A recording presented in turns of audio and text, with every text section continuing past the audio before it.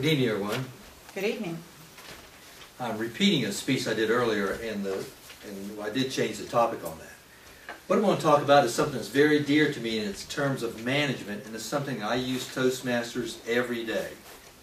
And that little speech around. Excellent. What does physics and employee learning have in common? I was reading an article in the Wall Street Journal, and what a physics professor was talking about was how people learn. And what he found was this: whether it was in his class or across the nation, only 10% of the students actually grasped the concepts of physics. He said what he found out and what he was suspicious of were that most of his students were memorizing the formulas. I mean, I thought that was normal. That's what I did. I didn't always understand the concept.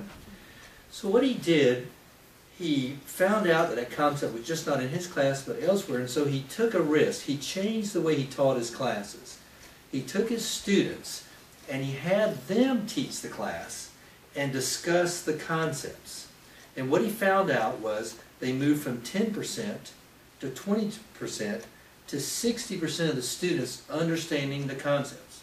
And he flipped it back. He said these 10% that understood, he said they would grasp it whether they went online and learned it or whether they didn't have a professor.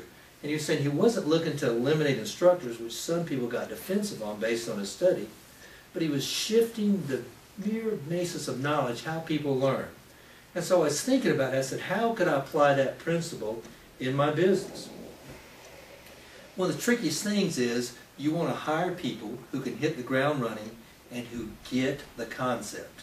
It's very expensive to take someone and train them from no information, move them up to a level, and hope they can carry forth instructions in your business. Or even so, if you have expensive equipment, you don't want people making mistakes so they ruin your $125,000 piece of equipment. So what I've done is we've started calling these case management studies. We look at how we handle customer service in our office, and then instead of me telling the employees how I'd like them to handle this, which basically wears me out every morning, because we always have a business meeting every morning from 8:10 to 8:20. And this is my belief. He says management can take employees and continue to fill their mind up with information. And then what you hope will happen is that during the course of the day, or during the interaction with your people, your customers, that the employees will take that information and hopefully transfer it back into the company. So what I'm proposing is this, is because I've seen time and time again that we review a concept, tell people how to handle it, they would walk 10 feet down the hallway and forget the whole learning lesson. Because I believe people are either teachable or unteachable. So if you start with people who are teachable, how can you change the dynamics so that the lesson that we need to learn is incorporated and repeated, and it's not a simple one or two things because they're your rules or they're your guidelines. So to give you an example is this. This past Monday, we had people scheduled in our office. And what happened, we had a lady scheduled for an 8-hour day, and 3 of her clients didn't show up. So I said, okay, great. So she's got 4 clients, 3 are missing.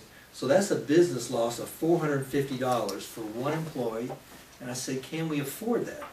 And so I said, you're going to discuss the case study and tell me what you think. Well, one employee stood up and she said, we called everyone. I said, great. What that means is the employee exerted effort, but they didn't get results.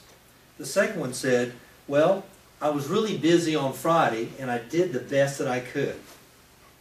The third employee said, you know, it just got confusing around here. That's my fault. I take the blame, so on and so forth. So the thing is, we all talked about effort, but we didn't get any results. So what we did was we went and reviewed that process, and here's our policy.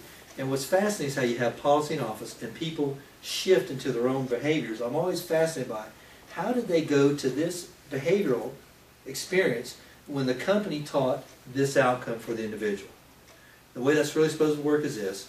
We call out a week ahead, we get a confirmation. If you don't have a commitment from the person, what do? You offer that to someone else, and you let the person know that you'll contact them at a future time. That way, instead of us working a business that's based on hopes and dreams, we have clear outcomes, And as Larry's tie says, would you show him that tie, brother? You see that? You increase the profits in your business. You can either be reactive or proactive in how you handle people and how you manage things. And remember, once your career is over, it's over. You can't ever look back and go, gosh, had I known thus and such, I would handle things in a different manner.